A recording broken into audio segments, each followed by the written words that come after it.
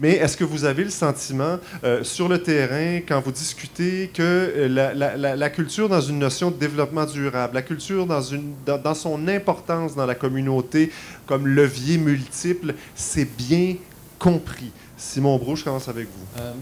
Je pense que ça avance, mais je pense qu'il y a un travail constant à faire parce que les gens il y a encore beaucoup de préjugés ou il y a encore un sentiment très répandu dans la population que la culture, c'est toujours la culture des autres, que la culture, c'est toujours pour une minorité de la population, même si en fait c'est faux.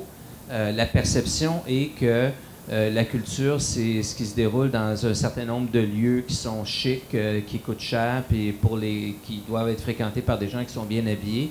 Donc, toute cette vision-là de quelque chose qui appartient à une élite, qui était la réalité quand même des siècles passés et qui est encore une partie de la réalité aujourd'hui, c'était encore là. Donc, il y a beaucoup de gens qui nous disent moi, la culture, peut-être, j'avais été à l'école, peut-être je connaîtrais ça. Pourtant, ils jouent de la musique, ils font toutes sortes de choses qui sont de nature complètement et totalement culturelle. Donc, il y a une espèce de travail à faire pour que pour qu'on s'approprie les mots, pour qu'on les comprenne mieux. Et je trouve que sur ce plan-là, on a beaucoup avancé, je pense, dans les 15 dernières années, notamment avec les Journées de la culture. Quand j'ai écrit mon livre, je raconte cette histoire-là, que la première chose que les publicitaires nous ont dit quand on a créé les Journées de la culture, appelez donc ça autre chose que culture, parce que ça fait fuir les gens. Puis là, on leur a dit, nous, on trouve que le défi, c'est précisément de faire en sorte que ça devienne un mot aussi quotidien que le pain, que la confiture, que je sais pas quoi d'autre. Mais je pense que c'est un travail à faire, et je pense aussi, évidemment, qu'il y a toujours des manifestations dans la société qui sont repoussantes pour les gens qui veulent s'intéresser à la culture. Il y a toujours des attitudes de snobisme ou de mépris. Il y a toujours des gens qui aiment faire la leçon. Et ça nous coûte très cher à chaque fois que c'est fait, parce que ça éloigne les gens au lieu de les rapprocher. Et pourtant, ça existe probablement dans le domaine du droit, dans le domaine de la santé, dans le domaine économique. Il y a aussi des espèces de hiérarchies aussi dans ces secteurs-là. Oui, mais ça a plus on s'en sort pas. Je dirais que ça a plus de conséquences en culture, parce que s'il y a un domaine où les gens sont absolument mal à l'aise, c'est dans ce domaine-là. Et moi, pour rencontrer depuis 30 ans des politiciens de toutes sortes de monde, je me rends compte à quel point, sauf quelques ministres de la Culture que j'ai rencontrés au Québec, quelques-uns, en général, des gens qui sont titulaires des portefeuilles culturels se sentent eux-mêmes jugés sur leur goût, sur leur connaissance, dès qu'ils rencontrent un artiste, dès qu'ils rencontrent un spécialiste. Il y a une espèce d'insécurité sur ce qu'on devrait comprendre ou ne pas comprendre. Il n'y a qu'à voir les gens dans un musée et de regarder comment ils s'approchent des œuvres. Il y a un manque de code, il y a un manque de familiarisation. Et ça nous coûte très cher comme société. Et je pense qu'il y a un travail à faire pour le faire. Et je pense que l'Internet aide à faire circuler l'information, mais ne permet pas l'expérience culturelle totale qu'un spectacle vivant ou qu'une rencontre avec un artiste direct permet. Bien sûr. Solange? Peut-être, mais oui, c'est loin d'être fait, mais il y a des bons pas. Puis je pense que les Journées de la culture, bien sûr, c'est contribuer à ça. Mais seulement pour vous donner un exemple, et on est vraiment... Simon sera d'accord avec moi, Guillaume aussi. Même au niveau des budgets, par exemple, on va parler d'argent un petit peu.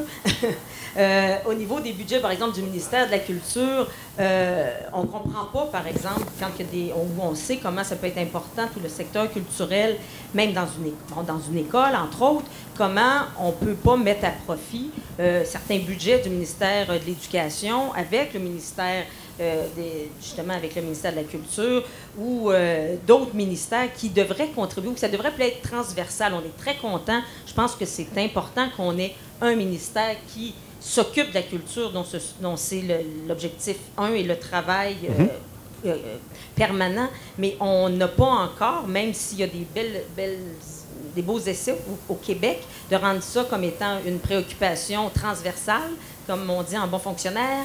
Mais c'est vraiment, je pense qu'il y a encore dans la classe politique, il faut beaucoup convaincre encore pour dire, la culture, toi, ministre des Finances, bien sûr, ça te préoccupe, mais toi, ministre de l'Éducation aussi, et d'autres ministères.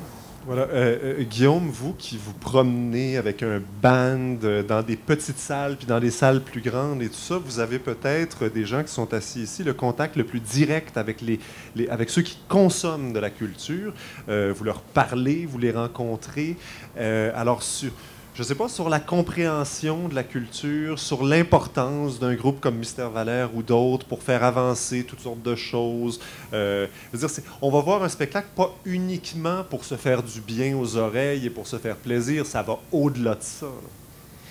Ben, il y a un phénomène dans le spectacle qu'on remarque qui est celui du rassemblement.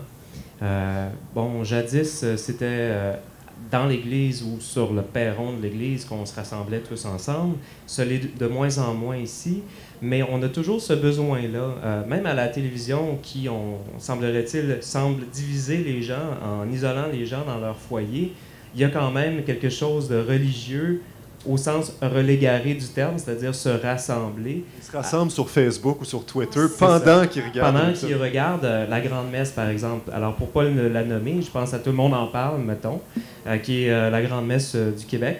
Ben, je pense que ça a En fait, d'abord, c'est une vitrine qui permet aux gens de se découvrir en tant que société, mais aussi d'échanger. Et c'est là que je reviens à la technologie encore. C'est le fun de voir les gens faire j'allais dire tweeter, mais est-ce qu'il y a vraiment un mot pour dire tweeter en français? Ben là, il semble que tweeter soit passé dans le langage. Gazouiller, ouais, mais gazouiller, ça n'a pas été récupéré beaucoup. Mais je veux revenir aussi sur un autre point, c'est qu'on parle souvent de rentabilité dans notre société, puis on le voit beaucoup avec notre gouvernement conservateur canadien à l'heure actuelle.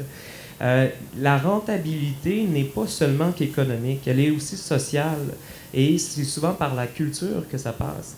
Parce que le fait d'investir dans un spectacle permet aux gens de se déplacer, de se transporter, de se nourrir au restaurant autour d'une salle, de consommer de la bière, du café, peu importe.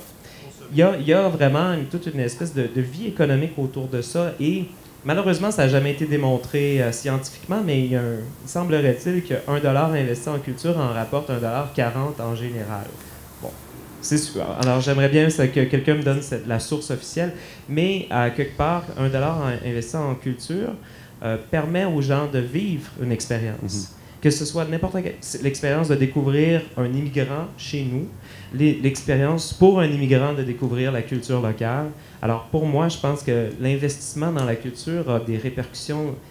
Il y a des dommages collatéraux positifs, donc des avantages collatéraux. Voilà.